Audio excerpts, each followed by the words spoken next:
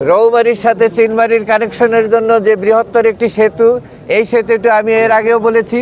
আগামী দিনের বাংলাদেশ জামাতে ইসলামীর দাঁড়িপাল্লার বিজয় হলে এদেশের অব্যাহতভাবে উন্নয়ন এবং সকল বিষয়ের সফলতা আসবে, এটি মানুষের একান্ত কাম্য। এবং সেই সাথে আমাদের রৌমারীর সাথে চিনমারির কানেকশনের জন্য যে বৃহত্তর একটি সেতু, এই সেতুটি আমি এর আগেও বলেছি। এর জন্য আমি আমার জান প্রাণ দিয়ে চেষ্টা করবো ইনশাল্লাহ।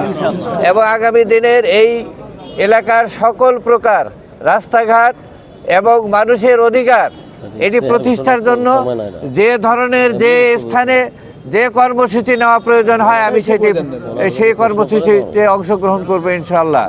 এদেশের মানুষের হক প্রতিষ্ঠার জন্য, ন্যায় বিচার প্রতিষ্ঠার জন্য আমি জান প্রাণ দিয়ে চেষ্টা করবো ইনশাল্লাহ।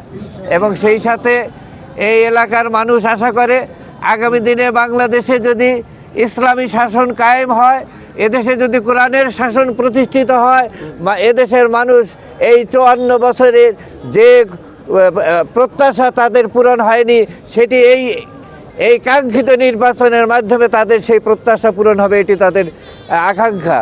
এবং পরিশেষে আমি বলতেছি, এই এলাকার মানুষের গণজোয়ার সৃষ্টি হয়েছে।